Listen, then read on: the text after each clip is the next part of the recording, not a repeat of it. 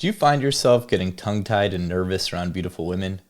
Do you put extra pressure on yourself to perform on dates, be funny and flirty, and then you always beat yourself up when things don't go your way? If this is you, then you'll want to tune into this episode with my guest Ryan Black, where we map out exactly how to stop giving a damn about what other people think of you, which will increase your likability, your attractiveness, and your authenticity. We call this state of being social freedom, and it's actually a state that isn't really as hard to get to as you might think. In fact, by doing just a few exercises, you can experience this in under an hour. So let's dive in. We'll show you how to unlock that cool, awesome, carefree version that's inside of you and give you the ability to access your authenticity when you need it the most. So we're here with the fantastic Ryan Black. Ryan you've been a dating coach since when, like 2000?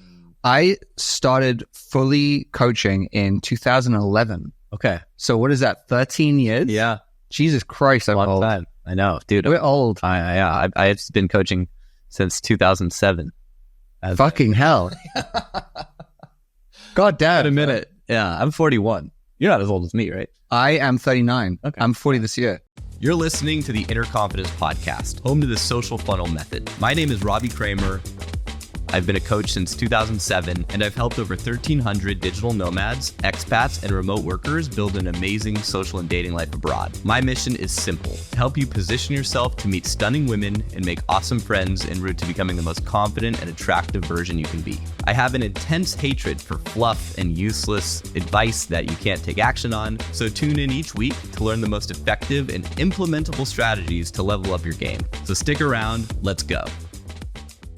Before we continue with the episode, if you're going out and getting numbers and want to improve your texting so more of those numbers convert to dates, check out my texting course. It will teach you the psychology of digital communication, which is surprisingly polar opposite in almost every way compared to live interactions. What works in person doesn't work in text, so this is almost always the area that men are making easily correctable mistakes that they're totally unconscious of. My course will optimize your texting, which is a skill you really need to master, and the best part is you can cut and paste your way to mastery. You can find the link in the description. It costs less than a round of drinks. And if you're going on dates and want to learn what to do so more of them end up in your bedroom, check out my free dating protocol. You'll learn to be an interesting guy to talk to, even if you're serious or over-analytical. How to help a girl open up on a date, why talking about sex is a big taboo on dates if you want to get laid, and what to talk about instead, going from the first touch to the first kiss, how to invite her over to your place, and why you should skip 80% of the physical escalation moves you're doing back at your place. The link to this free guide is in the description. Out of all the guys I know, the only ones who manage to consistently land 8s and up are the guys who have built a social circle. You can certainly approach women and use the apps to get laid, but those strategies simply don't really work on top tier women. Think about it. If she's hot, she has hot friends. And hot girls get invited to high status events almost every single night. So when it comes time to get ready for your date, do you think she's gonna show up or flake last minute when her girlfriend texts her to come to some awesome thing? As if she's gonna choose the random dude on Hinge or the guy who chased her down on the street over her social circle. No chance. If you're getting tons of flakes, this is the reason. But for most guys, the idea of building a social circle, especially if you're traveling or in a new city, can feel overwhelming. So they continue to hunt for women in their usual ways, and they end up settling for a girl they were never really that excited about in the first place. To avoid this fate, join our community of aspiring international playboys and instantly plug into a highly vetted social circle of cool dudes to network and navigate your journey with. You already know it's hard to find a wingman because the good ones don't really stay in the game very long. They get married, life goes on, right? Many of our members travel together, they end up living together, and they build amazing social circles in the best kept secret locations around the globe with gorgeous women and low cost of living. I'm extremely careful who I let into this community, but if you feel like you'd make a good fit, you can learn more about the social funnel method to consistently land top tier women and apply to join our community. The link is in the description. Now let's get back to the show. I found out recently, so my actual genetic age is 23. Oh, so you're healthy and shit. And I have, so you know Brian Johnson, who's doing all the he's doing all this biohacking stuff to like reduce his aging and stuff. He's like some billionaire and he's doing insane stuff. So stuff like taking the blood of his kid and like injecting his kid's blood into him to like make him like live longer and like really creepy shit, right? So, but he's doing all this longevity research. How old's the kid? And the kid's like a teenager. Still a fetus. Yeah. And he's doing all of this longevity research. So he did a test on, there's a rate of aging test called the Dunedin pace test. And Brian Johnson got 0.67. So he ages 0.67 years for every year that goes by. One of my health coaches got 0.62 and I got 0.61. So I'm actually aging slower than anybody else on earth ever tested. Amazing. I mean, I've got the Brotox going a little bit, but you don't look nearly as wrinkly as I do. Although I think I need a refill because mine's wearing off a little bit. But my sister's a dermatologist PA because my dad's a derm, so she gets free Botox. So she'll just come and shoot me up. Yeah, I think the crow's feet area is definitely starting to. That's one I want to look at some point, I guess. My wife's always telling me, like, stop smiling and stop laughing. Stop being happy. She's like, how do you think I have this amazing skin? I'm like, well, yeah, 25. Other than that, she's like, I never smile in photos and I never, from Ukraine and it's serious. So, well, it's interesting actually with cultures around like, especially Russia, where in the kind of culture, you don't smile at anybody that you don't already know. Yeah. So it's very often for guys, like when we're, taking them out and stuff like that, they're like, meet a Russian girl, like, oh no, she wasn't into me. And it's like, no, actually you just have to persist. It's a really good exercise for like just helping guys like persist. Because it's like, you have to go to a certain point and then when they warm up to you, then they'll start smiling. But everybody's initial reaction to you, like when you first meet someone, you're like, hi, they're just like, yes. Like, nice to meet you. Niet. Yeah, man. I had that same experience. First time I went to Eastern Europe. I guess really the first sort of Eastern Europe. My first stop was Budapest. I guess maybe Poland. I went to Poland before, but that's kind of once you get past the the former what do they call that line of demarcation? I guess the Berlin Wall, or more like the old Soviet Union. Yeah, exactly. Like the old USSR. Yeah, right. Once you get past that, like the women are typically much hotter, but also like much more cold on the outset. But I think they're way more warm and friendly once you get to know them than like fake Western girls. Yeah, it was always fun. I would sometimes help out James Marshall and those guys on the Euro tour, and the way they'd structured it was the first city was usually Prague. Yeah, which was ideal, and we do a lot of the social freedom exercises and stuff where you're just like kind of being goofy and silly, and it was perfect to do them in Prague because the people in Prague literally have no fucking sense of humor at all. Right, like it's unbelievable. It was literally there with one of the guys who and we're like joking around everywhere constantly and going into places and like making small talk with people and just like laughing and having a good time. And every single time, like just people's reactions were just like, why you say this? Like just nothing, to the point where we were just like, has anybody told them that communism is over? Like, like what the fuck is going on with these people? But yeah, it was like an ideal place to start because you knew 100% that you were never going to get a positive reaction like no matter what you did. So then it just completely desensitized guys to like needing that positivity, needing that like smile or that positive reaction. Right. So they could actually, and that's fundamentally like what self-amusement is, and like getting to that place of social freedom is you don't care what the other person's response is. And once you're free to just express whatever you want without caring, without needing a result to be a certain way, then you have total freedom. Then you can just do whatever the fuck you want. Yeah.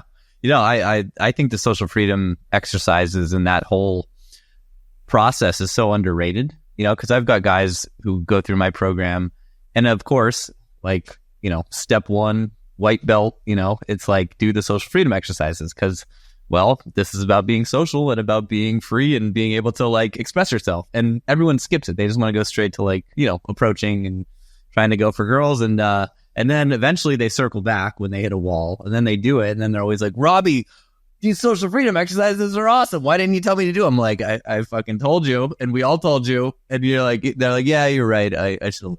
But yeah, it's a really tricky thing because when you're doing like what actually is the thing that's going to help people, and this is the same whether it's in the dating industry or weight loss or whatever it is, right? There's the thing that is actually going to help them, and then there's the thing that people want and is what going to make them actually like purchase. Right. And those are two completely different things. Like what people want versus what people need is like totally the opposite thing, right? And so a lot of guys these days, I think, are coming in with this thing like, I want to be like a high status alpha male. All right. And I want to be the fucking baller in the club. And I want to fucking have just chicks like hitting on me. And it's like, cool. Like, that's great. And I can help you get there. But you can't shortcut yourself right to that. Right. And in fact, I think a lot of guys do themselves a disservice and end up getting down a very bad red pill kind of hating women thing. Because what they do is they go for the, like they're making good money, they have a certain amount of status or whatever, and they're just like, oh yeah, I want to leverage that and maximize that to get like super hot chicks. Like that's cool. But if you don't have the fundamentals, well then you don't actually know what authentic attraction actually looks like. Right. And so that's a really, and like you can have all the status in the world, you can have all the nice designer clothes like this in the world, you can have you can set things up in the most advantageous way for yourself as possible. You can be the most high status guy. You can be throwing parties, or be the know the nightclub guy and be at a table and all the stuff. You can do everything right so that you're in the perfect position. But if you don't actually know how to even fucking talk to a girl in the first place, if you're really awkward around them, then no amount of like status and all that stuff is going to help you. You have to build the fundamentals first, and then when you add all of that stuff on top of it, it's like fuel to the fire, and you're absolutely crushing it. Yeah, I mean, I think you and I, when we started, there wasn't this big sort of push on high status, and that wasn't really as big of a thing because there was no Instagram back then. And, you were high status maybe within your little social circle, but it wasn't nearly as big of a deal, and it was harder to signal that high status without Instagram, right? And so I think you and I, we went on kind of the traditional learn to approach, social freedom exercises, get over that anxiety, build your seduction skills, and then eventually get to a place where you can, build a social circle and work that angle. And one of the things I see happening a lot now with marketers is everyone's pushing this, build a high status lifestyle, do this. And it's like, great, but it's not like you can just change that overnight, right? Like if you make, whatever money working at a whatever job, and unless you're going to try to like fake the funk on Instagram and take a bunch of shitty, like fake pictures, and like it takes a long time to actually build your status, right? But you can make huge headways in terms of like your seduction skills and how you can build your ability, your confidence by doing some of these, kind of doing it the way that we did it in the first place.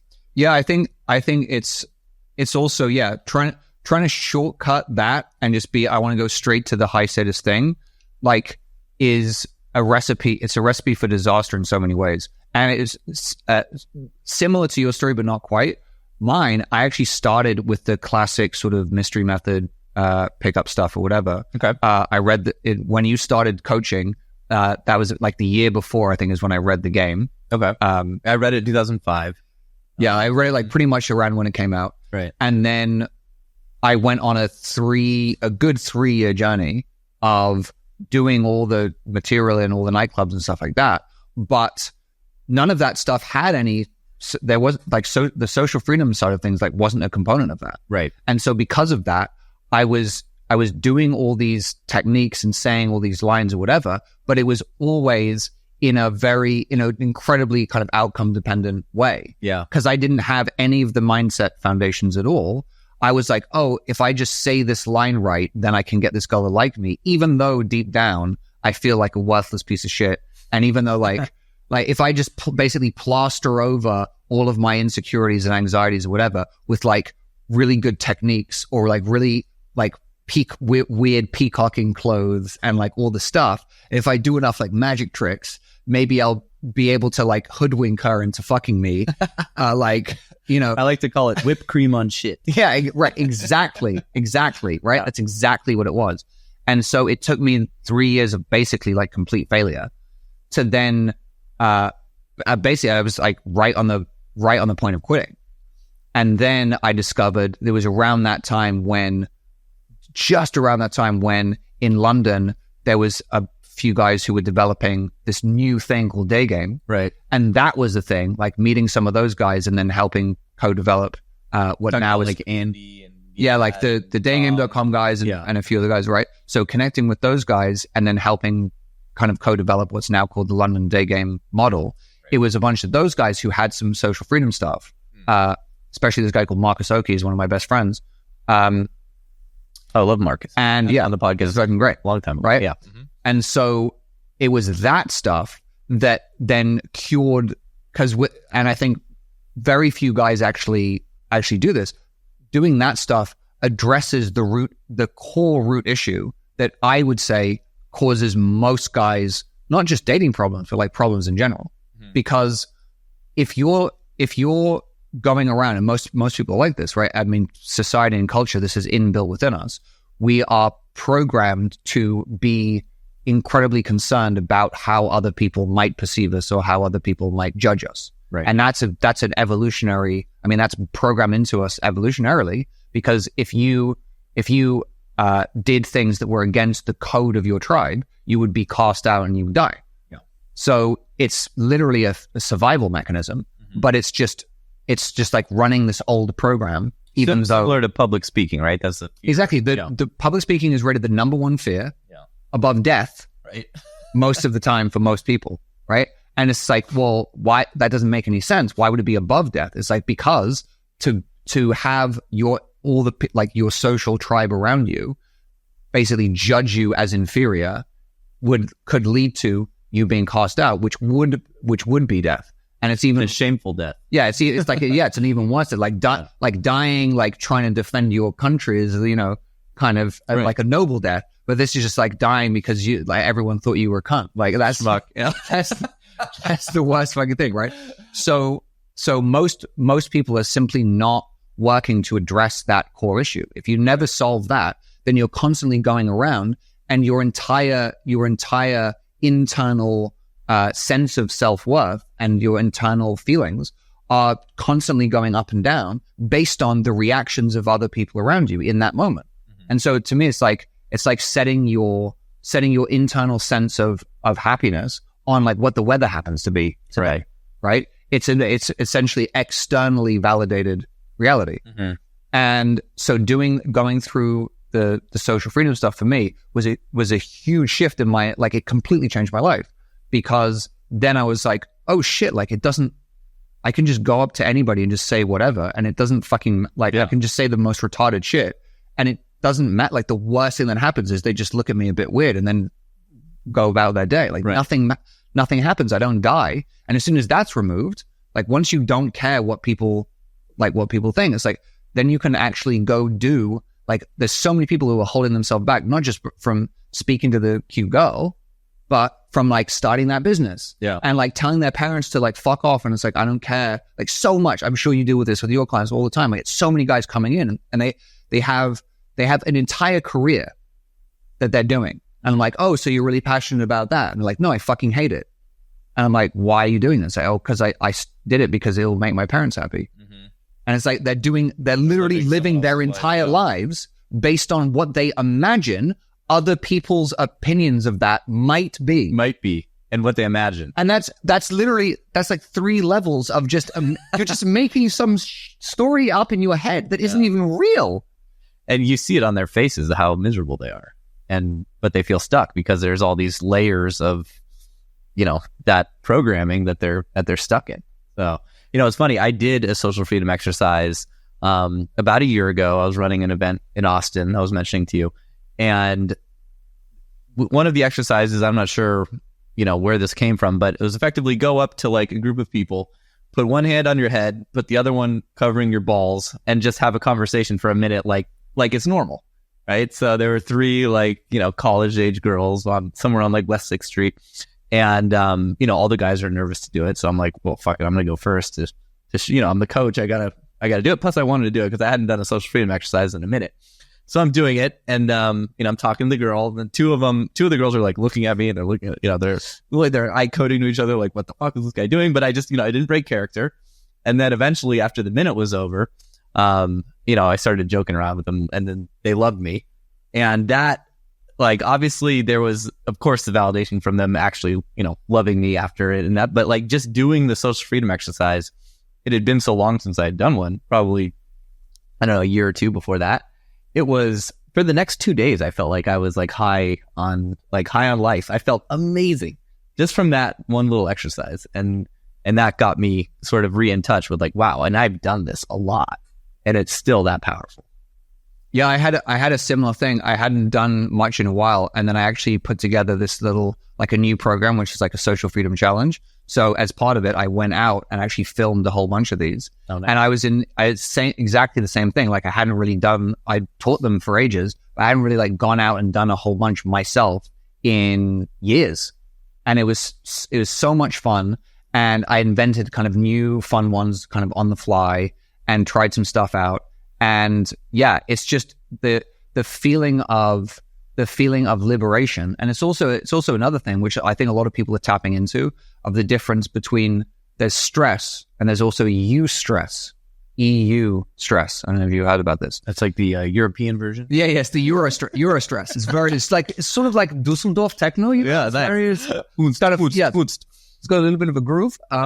The eustress is actually like good stress, basically. So a lot of people are getting into, a lot of like biohacking people are doing stuff like, for example, like cold showers or like cold plunge. Right. So cold plunge is a great example of eustress, right? You're putting your body under like a stressful condition. Like your body thinks it's like, oh shit, I'm about to fucking die. Yeah. Basically.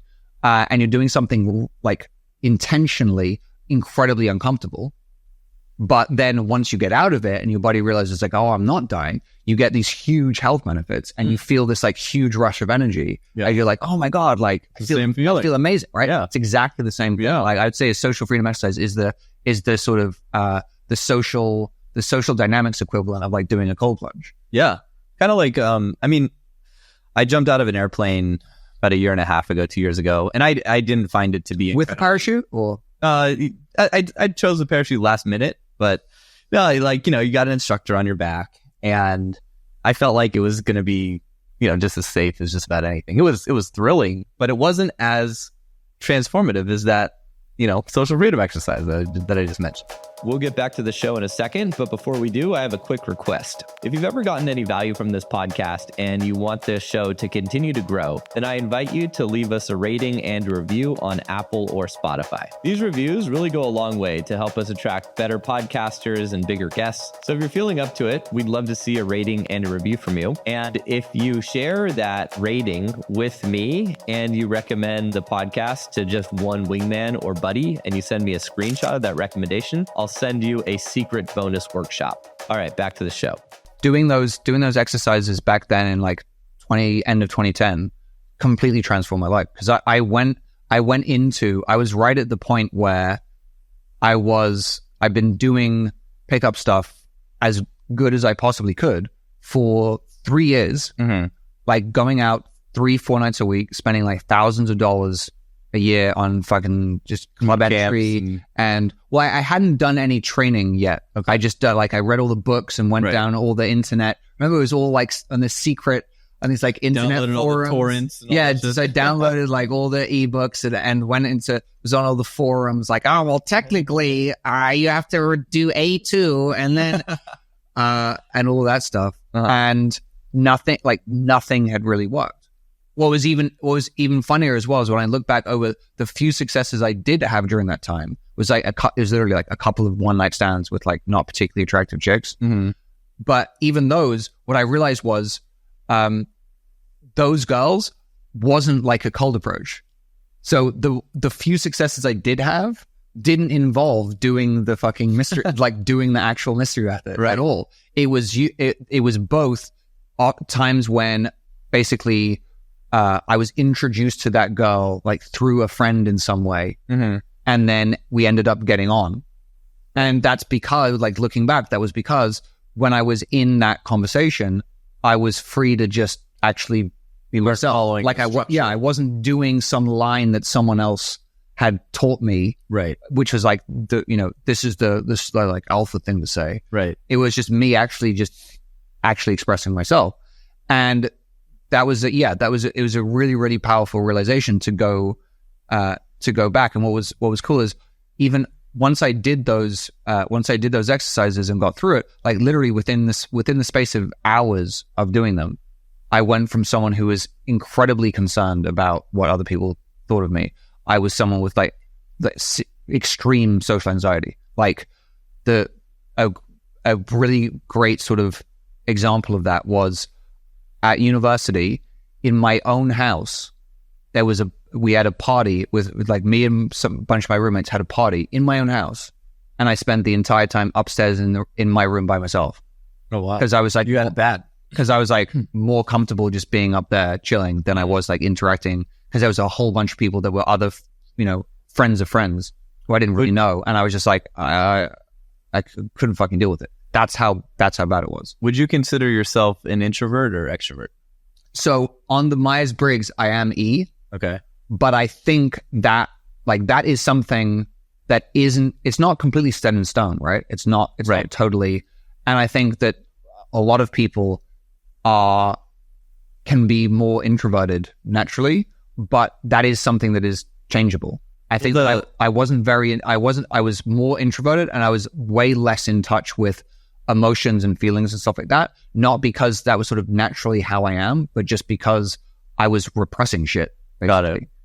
And then once I got over that, I'm much more sort of intuitive. I'm much more in touch with my feelings, and I'm much more extroverted now than I was. Would you say you like recharge your batteries more in a group dynamic or more alone? Because that's what the one definition says. Introverted people, when they're social, they need to take time alone to recharge, and extroverted people get recharged when they're social. I know for a fact that I'll structure and arrange my day in a way where I know that having a call is actually going to give me energy, and so I won't need like a boost of coffee or whatever and stuff like that before a call, because that will actually put me in a good state and boost me up. So I get energy from connecting with people. Same. I'm for sure. Extroverted. Yeah. But yeah, so I went. But you still had that, because a lot of people think, oh, introverted people have social anxiety and extroverted people don't, and that's just not true. No. Yeah. It's literally what like, do you need that recharge? Yeah. Does it drain you versus the other way? But yeah, so I went from a guy who was literally like that bad with social anxiety and that bad with like I remember like thinking back to my daily sort of mental state. It was literally, I was going around in my head worrying about how I could possibly avoid doing or saying something like stupid or wrong or embarrassing. Like life before doing social freedom exercises was basically a constant minefield of potential opportunities to fuck up and say the wrong thing and be embarrassed and be awkward. And you feel like a lot of that came from just like your childhood upbringing, parents were like... I mean, already in the UK, I think that's more, there's a huge emphasis culture of that, on sort of being polite, right, and respectful and all this stuff. And so I mean, to their credit, my parents brought me up very well. They were happily married for like 39 years. Mm-hmm. So I was in a loving home. I got a great education, and they sort of they emphasized. So from the time I was like, I don't know, like 9, 10, 11, I would spend a lot of time with my parents and their friends at sort of like, I'd sit at dinner with them, mm-hmm. and they'd have very interesting friends around, but I would basically I was having to be an adult, right, from the time I was very young. And so there was a whole thing about all of these sort of social rules and sort of the right thing to say, very polite. Yeah, exactly. Right. Like the whole thing was, I need to say the right thing so that these people will approve of me, so that I will reflect well on my parents. Right. And so it was this constant worrying of anxiety around like, don't say the wrong thing, don't say the wrong thing, don't say the wrong thing. A lot of pressure. Yeah. So it was a lot of pressure. Yeah. So if when left to my own devices, I'd rather just avoid, right? Because then I don't have to go in your room. I don't have to have all of this going on if I'm like by myself. And then when it came to girls, I just had no fucking idea how to this stuff isn't taught, and so I just had no idea how to like all the sort of nice ideas of like what to say or how to be interesting just went completely out the window. Like I just had no idea.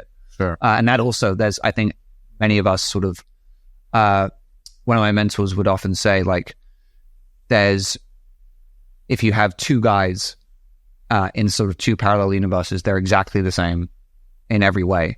And it's just two parallel realities. In one reality, when they're like 12, 13, they ask a girl out to the junior prom or whatever, and she goes like, yeah, okay. And then in the other reality, like same exact guy in every way, he asks her out to the prom and she goes no. And then, right, the first guy just goes like, oh, like women is easy. You just like go up to them and ask them out, and it just works, right?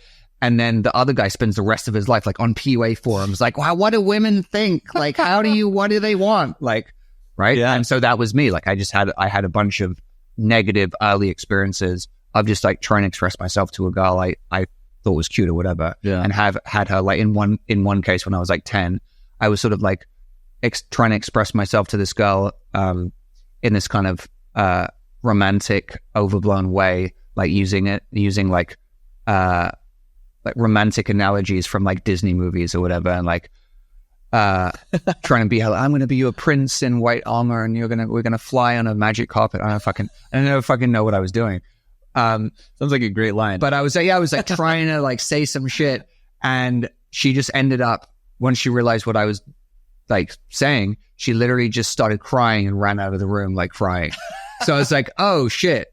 So that basically the core belief I got taught very early on was, if you ever have any interest in a girl, whatever you do, don't express it. Don't say it. Don't ever express that you're interested in a girl, because it will just go horrible, and you'll feel awful. And so that's one of the things that kind of actually turned me on to the mystery method, was that all of those guys were like, yeah, you don't say what you say. You never say what you feel. Right. You never say what you feel. You hide it constantly. We have a very similar story, I'm realizing, because that's effectively what happened to me. I was in 7th grade. There was this girl I really liked. I asked her out, but I was too much of a chicken to ask her directly. So I asked her friend. The friend had a crush on me, which I had no idea about. So when I asked the friend to ask her, I think she actually did like me, but she didn't want to like cock block her friend, right? So she basically said, let's just be friends, to make way for the other girl, right? And then I ended up finding out like 3 years later, but then the high school, junior high, like PE teacher is this cool guy. He's like, I was telling him about the situation. It was super embarrassing. And I didn't want to go to school for a few days because it was a very small, like 14 kids in my class and everyone knew. And it was like all this, right? No one said anything, but I was so embarrassed about it. And I confided in this coach, and he was like, dude, why would you ever like tell a girl you're interested? Like, just let them come to you. And I'm like, well, that's a good idea. I'm gonna do that. And then, the next 4 years went by and none of them came to me. Yeah. It's funny how that happened. That's the thing. It's interesting how this worldview, going back to sort of the red pill stuff, has come up, where it's like the sort of the build it and they will come mentality, right. which everybody in like marketing says is a terrible idea. Where it's like, yeah, just be so awesome, and like just go to the gym and get ripped and fucking make tons of money, and just don't focus on, don't chase women. Right. And then you'll be so awesome that what? Chicks are going to just be knocking on your door like, hey, I want to fuck. Like, what do you think is going to fucking happen? Like, yes, all that stuff is great. Yeah. All that stuff will help you be like generally more attractive, but you still, as the man, you still have to fucking go up. Like, you still have to go up to a girl and say something. Right. So like, to drive the conversation. You can't shortcut that. Right. Like, there's no way. Even if you get to be like celebrity status, because I've coached celebrities, and I coached a pretty well-known movie director and writer, and he came for coaching because he's like, there's some women that like understand who I am, that are working on my movies, and they'll kind of throw themselves at me. But I don't want those women. I want the ability to like see a random woman and like get her, or see a random woman at a party and like make a connection. It's like, I have no way to connect. Well, it's only if they seek me out, and those aren't typically the women I want. So it's like, even if you're famous. Yeah. And there's a really interesting guy. His name's Leo. I forget his last name. He has a YouTube channel called selfactualize.org, which I highly recommend.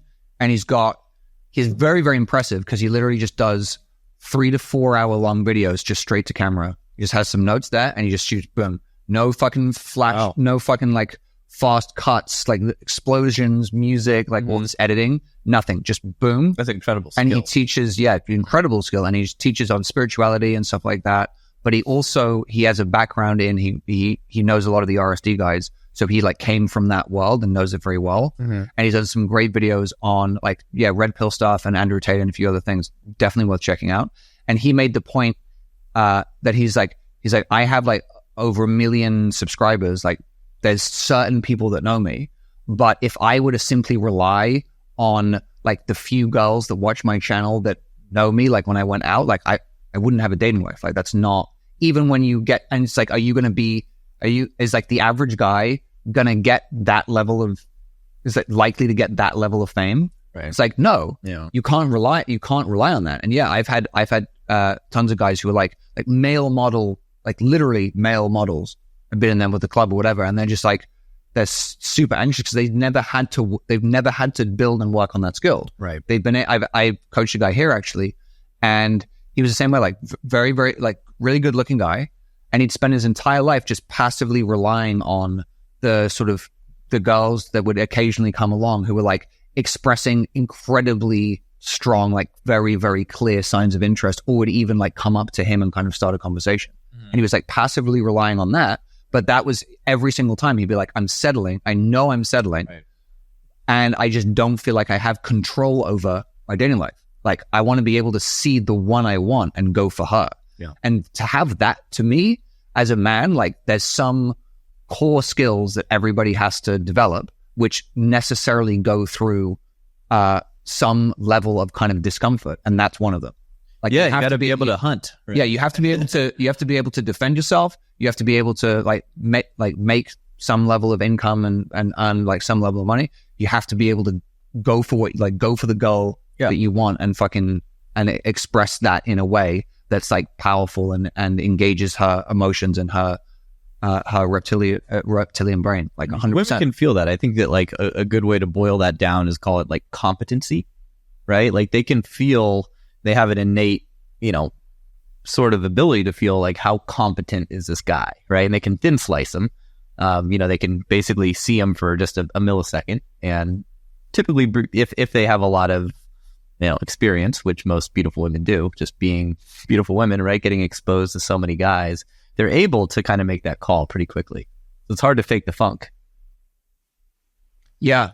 Yeah. And that was exactly my, my kind of realization going back to my story was for all these years doing all these material, I was basically essentially copying what other like scripts and lines that other guys had written, which was based on kind of their personality and their experiences and stuff like that. Not saying it was all complete nonsense or bullshit, but like, for example, it was a lot of the stuff was developed here in LA of a bunch of guys going out to like very high-end nightclubs in the 90s, and they had a bunch of experiences and learned some things, but they sort of cobbled this together into a system. Like, this is what all women want, or this is what all women find attractive.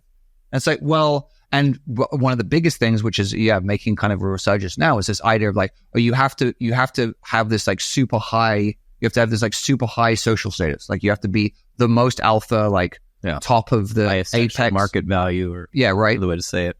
And like you have to have the highest thing, and they're like, that's what attracts women. It's like, well, here's the thing about that. So in a nightclub in the 90s in Hollywood, that girl is very likely to be the type of girl who wants to know, is this guy connected to the industry so he might be able to help me with my career?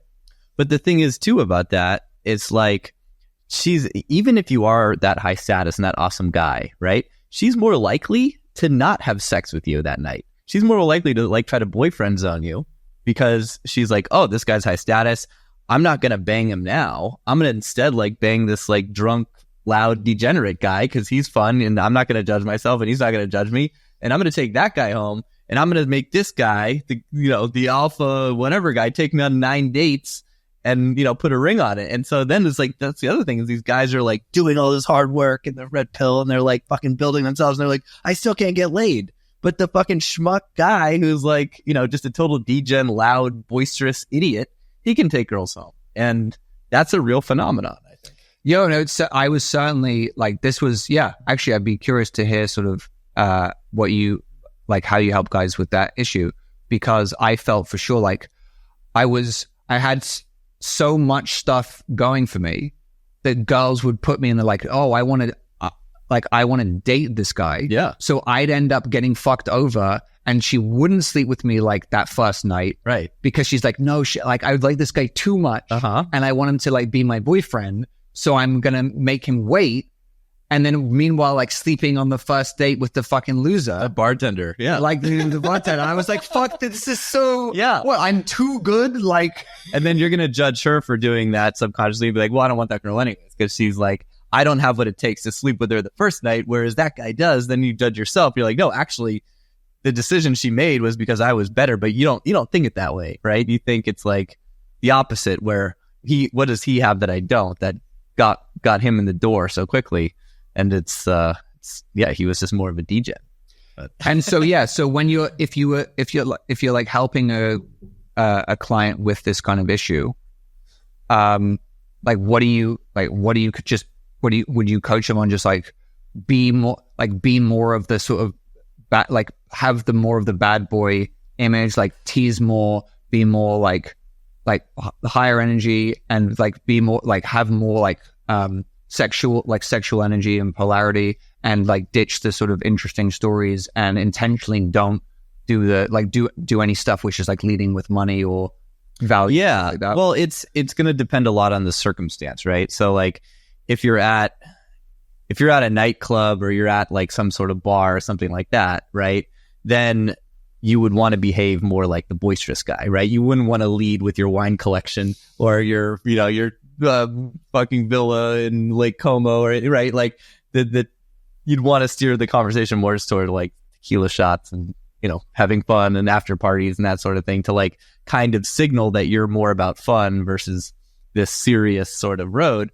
And that's one of the problems too of day game, is when you meet women during the day and then you take them on a series of dates, right? Effectively, you're kind of like fast tracking this relationship idea, right? Because it's like, that's the standard narrative of what we're dating, and then we're having sex, and then we're a couple, and then we're monogamous, and then, then we're deciding if we're right for each other, sort of thing. So what I tell my guys to do, if they want to circumvent that and they want to kind of live that fuckboy lifestyle, which I think every guy should, until he, decides that he's done with that and he can cross everything off his sexual bucket list and find, a woman that he wants to, potentially have something more long-term with. I tell them that like, that's when it's time to kind of build a social circle. And that's the time when you want to position yourself as more of like the guy who has all the things of status, but he gets women chasing him because he's surrounded by a good ratio, right? Like when you're in an environment when there's girls competing for you, right? If you're on a yacht in the Maldives and there's 3-to-1 women to men, and the women know that their only chance to kind of get with you is to effectively like, here's dangle sex, right? That's the kind of the level that they have to compete on. And that's obviously a crazy example, but even if you're doing like local house parties or setting up a social circle in your city, you can still rig the deck in your favor. You can have little house parties. You can do these little sort of container events every month or 6 weeks. Use the local venues to set up different events where you can bring people to. And as long as you've got the ratio in your favor, women understand they've got to compete, and then they can't really put you in that boyfriend zone category, because they're like, this guy, if I try to do that, he's just not going to really give me any attention. Yeah, he'll just go with one of the other girls. Yeah. So that strikes me like that. So there's a bunch of people kind of teaching that same kind of thing. Like Michael Sartain would be one example, that classic example, right? Mm-hmm. So I was thinking about this and talking with somebody about it, and my view, I'm curious to know the success rate of guys learning that system, because I feel like there's only a certain type of guy that can really make that work, and like with a certain kind of personality type, and it's not everybody. Yeah. Like I would feel like the type of guy that I tend to spend a lot of time coaching is usually introverted. He's usually like got a good stable job in something like engineering, but like throwing parties and sort of being the life of a big party for that type of guy, like it was for me, is like, man, I don't know if I want to have to do that. Right. That guy, for me, like that guy, most often, the pathway to just getting that awesome girlfriend, like that day game pathway as you described it, like he's fine going on 3 dates. He just wants the girlfriend, like the best quality girlfriend he can get, and then just be done with this whole. That's the other thing, like the thing about this industry versus other ones. Like you want to get in it, get what you need out of it, get the result, and then fucking move on with your life. Like you don't want to be I'm going out and doing game, for years, like us weird. Well, I had a weird, my sort of, I don't know if it was just because I read the game and that was my foray into the whole world, but like, I remember reading that book and being like, I want to be the best pickup artist ever. And I'm like, that's such a dumb goal. But like, and then I felt like at a certain point, like, damn, I don't know, maybe I'm in the top whatever percentage because I've done all these things and checked all these boxes. But like most guys, you're right. I don't think they have that silly, sort of, they just want to kind of get what you're saying. They want to get what they want out of it and get out of it, which is a much healthier way to go about it, I think. In general, for me, I'm much more, I don't know if Tim Ferriss actually says this, but I just like the idea, like you get to whatever point is necessary. Like you don't have to be, and I think this is something that's kind of that's being sold to guys now, is this idea like you have to, they're looking at kind of Andrew Tate or Dan Bilzerian and stuff like that. It's like, in order to get the girls I want, I have to be that. Right. And it's just this overwhelming laundry list of stuff that they're going to have to do. And it's just like, well, if that's the pathway to getting that result, it's like, fuck, like I don't know if I'm, that's just too much. That's the problem with like social media is we're exposed to that now.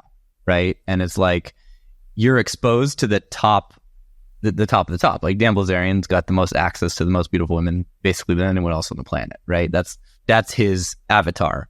But we're exposed to that every day if we follow him on Instagram, or even if we don't, even if we're just like hanging out and there's, he pops up on Twitter, or you see Andrew Tate. And so that kind of becomes not the new normal, but you think, well, if I'm going to get anywhere close, like I at least kind of have to be in that conversation. It's just not really true, right? Like it's so ridiculously, like you don't have to be anywhere near that to be, especially if unless you want to have like 12 girls on your, on your boat or going to whatever it is, like, or be surrounded by 30 girls. But most guys don't, they don't care that much about something like that. For me, in my experience, like pretty much 6 months after doing that program where I first did social freedom stuff, I got over all these anxieties. I was going out just doing an approach or two a day, just having a 5-minute conversation a day. Yeah. And 6 months after that, I had 5 girlfriends. Yeah. That I was dating at the same time. I was like, I was maxed out. Oh yeah. Like a skill like day game. I mean, you could build that. Like a lot of guys that come to me, I don't know, they always say like, I want to be able to casually date. I want to have a rotation or whatever. Right. And it's like, you can do that with day game. It's not necessarily easy. There's, if you do the social freedom exercises first, I think it can be pretty easy, but most guys won't. But if you do, that's not that hard of a skill to develop, especially now that most guys are just sitting behind their phone screen, swiping on apps. It's like the competition's getting worse, not better. Exactly. I think it's way more of a blue ocean. I describe it like, or an analogy I often use is around marketing, right? So the thing being sold to guys is like, oh, you want to have a rotation of a bunch of hot girls. Like, cool. So the way to get that is you're going to have to be the most alpha, like baller in the nightclub. You have to create this like huge social circle. You have to be making like a shit ton of fucking money. You have to have like 5 Bugattis. You have to be like traveling around the world constantly. You have to be on private jets. You have to like do all this stuff. Oh, and you have to have like incredibly good looks and be like sub 10% body fat and like so it's all these things. Yeah. Right. And then you've set everything up so that so that you'll be able to get all these hot girls like competing for you. Oh, by the way, and you still also have to learn all these game skills because you're still going to have to know how to fucking talk to them in the first place. Right. Right. Oh, and you have to learn how to be a sex god and like make them come 25 times in like 5 minutes. And right. So it's like, fuck, that's a lot. And in the same way that a lot of the time people on like online marketing are like, oh yeah, you want to have online business and like travel. You need to learn how to life funnel hack, right, exactly. Build an email list, podcast, short form content, right? The whole, right. Yeah. And you have to do whole Mosey style content, and you have to have like, you have to build like 5 funnels, and you have to like hire a copywriter, and you've got to have an email guy, and you've got to have a team of setters, and you've got to have a team of closers. Right. You've got to manage this sales team, and you've got to be all over. You got to blow up your Instagram and all your social medias. You'll be running like 10 grand's worth of Facebook ads a month. And it's just like, the list goes on and on. It's like, fuck. And your competition's doing it. So yeah. They're all doing this, and and it's just like, fuck, like that's a lot. But actually, if you just put the goal, so in marketing, right? If you put the goal down to like 10K a month, which for most people, like these days, maybe not Miami or LA, you're like killing it. Yeah. In most places, doing great. Like 10K a month, you can pretty much like go out to eat every day, and you can have a nice car, and you can have a nice apartment, and you can pretty much be crushing it on 10K a month. Yeah. On 10K a month, become a closer for someone who has an online business. Close a few deals, close a bunch of deals every week. And you're doing the scripts mostly too. Like you kind of, that's it. Yeah. Right. Or if it's your own business, then create an MVP offer and DM a bunch of people online who seem like your ideal avatar, get them on a call and fucking pitch them something high ticket. Yeah. You sell 2 of those a month at 5K, you pretty much that. Like it's actually, there's a whole super complicated way which could scale you to $1 million a month. Right. But if your goal is just like, 10K, 20K a month, then it actually becomes a lot similar. It's like, we'll just do this one fucking thing. Yeah. And then that's it. Right. And so, I forget who said it, but I just really like the approach of whatever, just getting good enough to get whatever the goal is. And then worry about the rest. And then just like, you want to scale. Yeah. Yeah. Like for me in fitness, like I realized a while ago, like, cause I think it's a similar thing too, right? It's like people are looking at all this like bodybuilding stuff as if they, want to get like fucking huge. Yeah. But it's like, actually the main motivation, certainly for me, right? The main motivation for fitness is just to look good to girls with my shirt off. Yeah. That's it. Right. Right. So if that's just the goal, it's like, you know what? 1 meal a day, not too much carbs, and like lift as heavy as possible for like 45 minutes every day, every other day. You're kind of there. And don't eat absolutely shitty food. Yeah. You don't need to train for the do some intermittent fasting and eat a bunch of protein and lift heavy. You're good. Yeah. Like that's pretty much it. Like I just get it good enough, and then I'm not there like tracking my fucking calories on MyFitnessPal and all this other shit. Like I don't have to think about it. Yeah. And it's the same for this. Like if your goal is to rival fucking Dan Bilzerian in terms of just like having harems of hundreds of women, it's like cool. But if you just want a girlfriend, it's like just literally have a few conversations a day with girls that you find attractive. Yeah. Because that same girl who's in the club, like she's also at Whole Foods. Right. It's the same analogy as just reach out to a few people on Instagram that are in your target market. If you're some sort of, expert, thought leader, coach, whatever, just have a few conversations with potential clients, cold approach them, and you could easily do 5 to 10K a month. And that's the thing. It's like, it literally can be that easy. Like it can be that easy to have the exact dating life you want. It can be that easy to have the exact financial and business life you want. Yeah. And at a certain level of competency, we should say. Well, yeah. But and most people won't do that because they haven't addressed the core fear, which is, what if this person rejects me? Right. Yeah. So it comes right back to, that's why it all changed when I did the social freedom exercises. I was working a sales job at the time, and before I was like, oh fuck, I don't want to do all this cold call. Like I had to cold call. Yeah. Which I think everybody should. Everybody at that was my first job. Yeah. Yeah. It should be, but it should be, everybody should work something in service, whether like a restaurant or whatever, or a bar. Everybody should do that.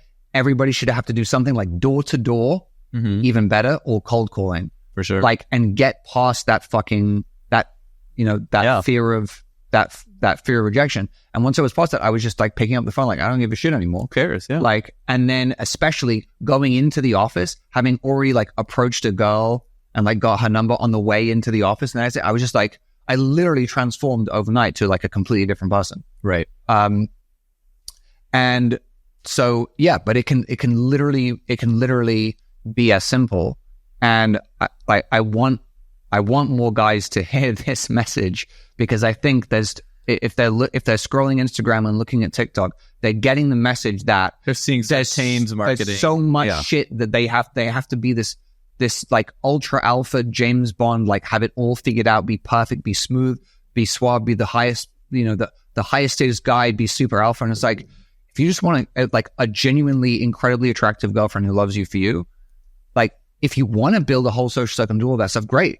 But if that's really not your thing and you can't see you doing stuff, you don't have to do it. Yeah. Just literally learn to be able to have a few conversations a day, and just whenever you see a girl in a coffee shop or the gym or whatever it is, have the conversation. If you're able to do that, which requires doing the hard work first of getting over that fear, then you can create it's amazing to me. And I've helped guys do this and myself do this, but I'm like nomadic and I'm traveling around. I can arrive in any city and within a few weeks have a rotation of like hot girlfriends. Yeah. Like I know that's possible. Right. Like, and not by going out of my way. Because a lot of these guys are like, oh, well, I'm super busy with work and, I've got more important things to do. It's like, that's cool. By fitting it into what I'm just working in a cafe, I see you could go over, have a chat. I go to the gym, so you could go over, have a chat.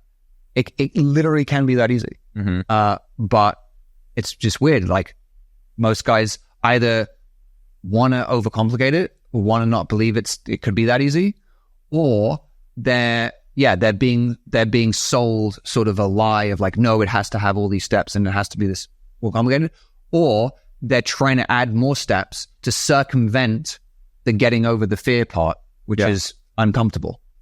Well, I had one client who, because guys come to me, some of them come to me because they've done a ton of day game and they feel like, okay, I'm not quite getting the sort of girl I feel like I'm capable of. And, they kind of hit a wall with that. So I get a decent amount of guys like that, especially guys who are nomadic, digital, expats, that sort of thing.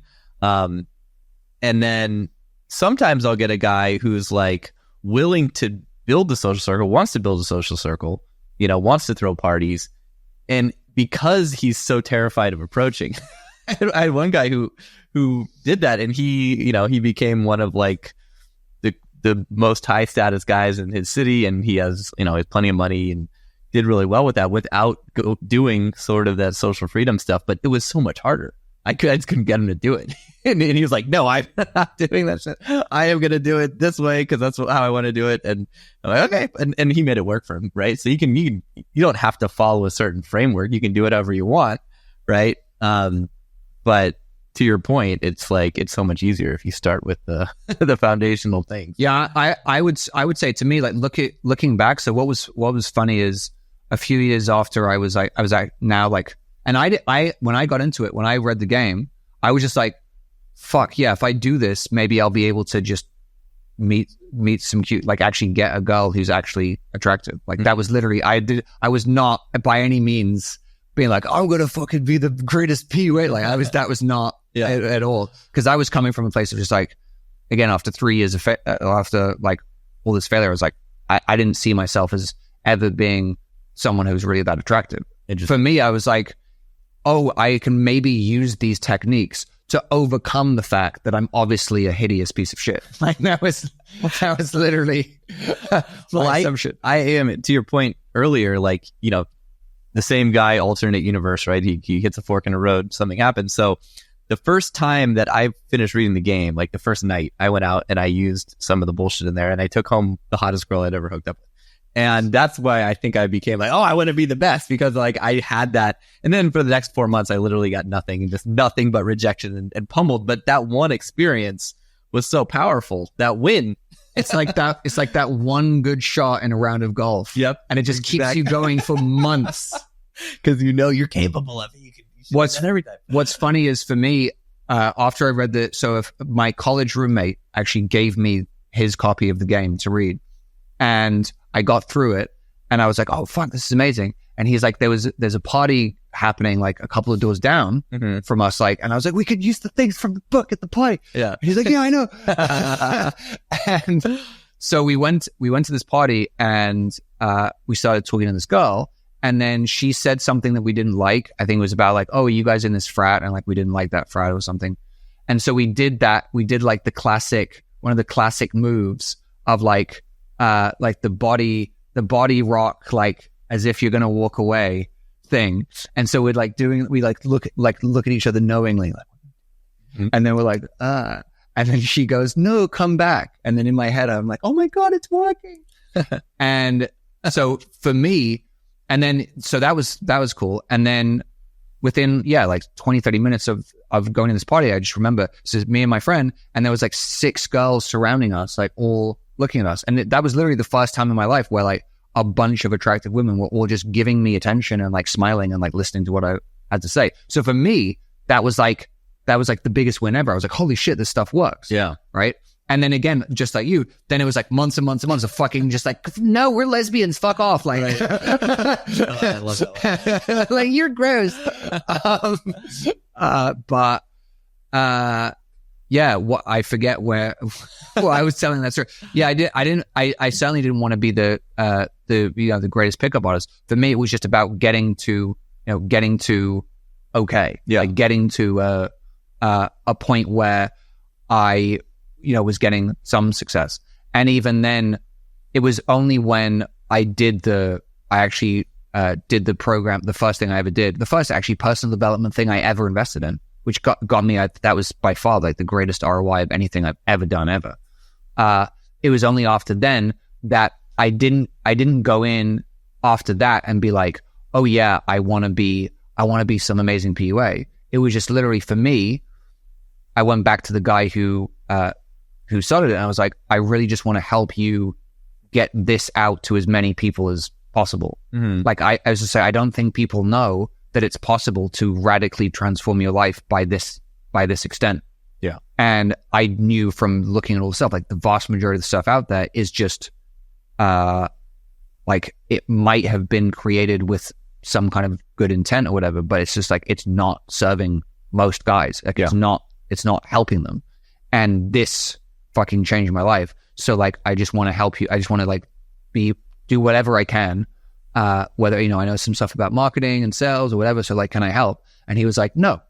And then it took me another few months of like convincing him for him to be like, oh, all right. And then we ended up doing it. But, so years later, I was doing some like filming, and I went out and I did day game, but I used all the old school openers from Mystery Method in day game. And so the same openers that I completely crashed and burned and failed with in nightclubs for years, I then went out and was like, hey, excuse me, I just have to go back to my friends over there. And there's like nobody there, right? But I just wanted to get a female opinion on something. Who lies more, men or women? Like literally the exact thing. And I had a great time, and the girls were like laughing. I thought it was great, and it worked. Right. And so this is like a couple of things.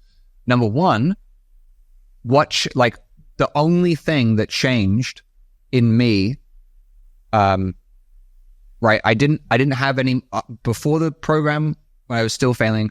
After the program, like a few months later, I was like literally dating like 5 model quality women at the same time, ethically telling them about it. They were totally fine.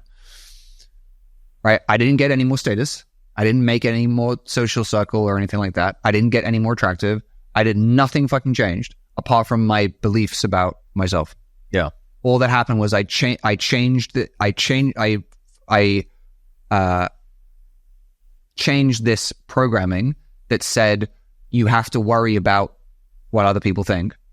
And I just removed that so that I was able to express myself. And then in constantly expressing like who I actually am and my authentic self, I kept getting more feedback that, oh shit, the more I authentically express myself, the better things happen. Mm-hmm. Like the more things go well.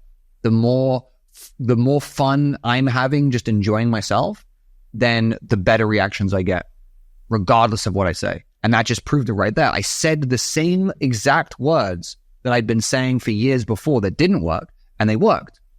So it wasn't the words, it was the place that I was coming from. Right. The place of just like self-amusement, of not giving a shit, of I did that stuff because I thought it would be funny to me, and it ended up being funny to them. And even though it made no fucking sense, it still worked. I still got the result. So that was like a really, really cool thing.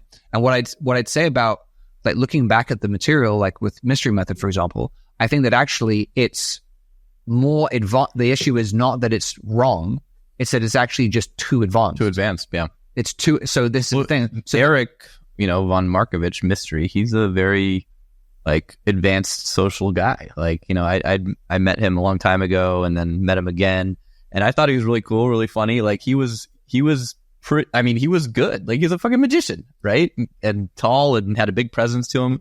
And he's teaching like computer nerds how to run these tactics with this whipped cream on shit phenomenon. It's just not going to work. Yeah, and that was the thing. So I think to your point about, I think that guy who has got the basics down and has like done a lot of day game and got some success from it, but they want that like next, they genuinely want to build sort of a more awesome lifestyle and have like more higher quality women in it. Mm-hmm. That's when like Mystery Method stuff can start coming into it. Yeah. Right. Mystery Method stuff is perfect for, you already have a baseline of like social skill and social awareness. You're comfortable in yourself. You're comfortable expressing yourself. You're not overly concerned about what people think about you. From that place, you can then go into like super high-end nightclub environments where there's a lot of, carefully calculated social dynamics occurring, mm-hmm. and leverage that to, make the right friends and connect with the high status people and raise your status and get the highest quality women. Yeah. But for the average guy, it's like, you don't fucking need that. Yeah. Like I didn't, girlfriend. I didn't like, I've still to this point, like have never really needed that. Yeah. Like I've done absolutely fine and had a great day in life without having to even venture into that kind of realm. Mm-hmm. So it's like, yeah, it's so super advanced. And for most guys, starting with stuff like that is like putting the cart way before the horse. Oh yeah. Yeah. I always tell, you can't farm, which is effectively anything involving a social circle. You can't do that until you can hunt, right? It's like you're just gonna, and that's what I feel like a lot of guys who, I know a few guys that have gone through like Sartain's program, for example, and they were all very advanced before they went through it, and they had, good success with that. And I've heard also some guys who weren't very socially advanced, and they just found it to be like, kind of what you were talking about before. It's like, this stuff is like, how am I supposed to run like a charity event if I can't even say hi to that girl? Like now I'm at the event and I'm just like not getting anything because it's like you're at a buffet and you can't eat. Yeah. It's like running paid ads before you even have an offer. Right. It's like, yeah, it's way too much. The other thing I'd say as well is like, there's a huge, and this is what happened to me, by getting into Mystery Method first without dealing with the core issues and getting the foundations in place first. It ends up reinforcing a lot of the really bad narratives and social conditioning, right? Because one of the huge shifts for me in going through social freedom and all this stuff was getting rid of that basically ego created mechanism that says that you need to, like, what other people think about you is super important, and that actually decides, it sort of sets your internal sense of self-worth based on how other people perceive you. Now may have been true when we were in tribal societies for a few million years, but certainly not true now. Yeah. And if you don't address that, then all of these advanced sort of social circle things, Mystery Method, all that stuff, it's teaching you, here's how you kind of manage and your like, it's all about, here's how you raise your status, here's how you're getting other people to perceive you this way, here's a little trick to get them to think that you're higher status than you are and all this stuff. Yeah. Right. It's very advanced, very elaborate. But if you don't have the fundamentals, then it's easy to go, oh, right. So what other people think of me is really the most important thing. And I have to do all of these things right. Otherwise, people will view me as a low status. And then I just remember I'm sure this happened to you, right? With being in the bar with like PUAs or whatever, and they're like holding their beer and they're like looking around and they're like, oh shit, like I'm losing value. I need to do an approach. I'm losing value. I need to DHV. I'm losing value. Like it just gets you even more, like if you're just the kind of guy like I was, who's like really in your head and it makes you more in your head and more anxious. It's like, oh, I don't want to DLV. Right. And so it was just really refreshing to have the experience of going into situations intentionally DLVing. Right. Just to see like, oh shit, it's not the end of the world. Like if I do DLV, like it's not I'm dead. It's like, it's recoverable. I can go in, do something stupid, have people laugh, and then just continue normally. And then like your example, right? It's like, then I can end up making these people actually like me because I can really, he's just fucking around. He's actually a normal guy. He's kind of cool. Well, at the end of the day, who's the coolest guy at the party? It's the guy who has no agenda, who really doesn't give a fuck. He doesn't care. He literally doesn't care. Like he's there and he's having a good time, but he doesn't care what you think of him. He doesn't care what other people think of him. And you can be yourself around that guy, right? Because he's so himself. And it's like you get there by doing all those things you talk about. You don't get there by being obsessed with like getting everything right perfectly and like making sure everyone loves you, right? So I think, I think that's such an important point that we kind of drove home. That like there's just so much stuff out there that guys can get overwhelmed with, and it's like you go down that rabbit hole and you listen to all the YouTube videos, like you need this, you need that. It's like just makes most guys want to quit, I think. Yeah, or just what it did for me is it made me believe that there was definitely a certain point, and Mystery actually I think says this. So Mystery literally used an analogy of like, game is like a video game with 99 levels and no save. That's interesting, right? So he literally said that, and that to me was like literally I was like, there's these levels, and I have to do it. All these right things in just the right order and just the right way. And one little screw up, one little wrong turn, and I'm dead and I'm blown out and rejected, and I have to start again from scratch with some other girl. Yeah. And it was just fucking overwhelming. Yeah.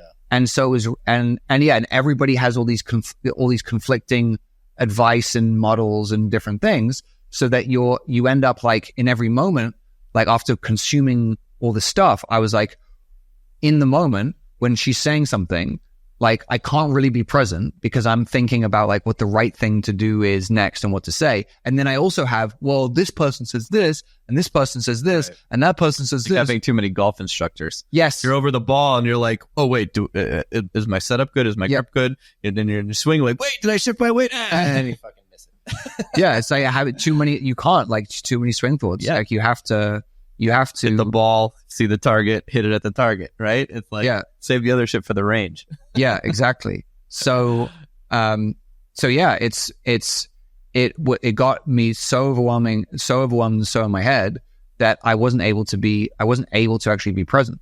So I think that's a huge thing of, that takes a weight off. And what I help guys do is go through a bunch of experiences like social freedom exercise and other things that just prove to them through an experience that all these things that they're worried about don't matter. Yeah. So they can just, all this worrying of mental processing that's going on can just be removed. And when you're able to do that, just get rid of that. Like, I don't need to worry about that. Like none of that's important at all.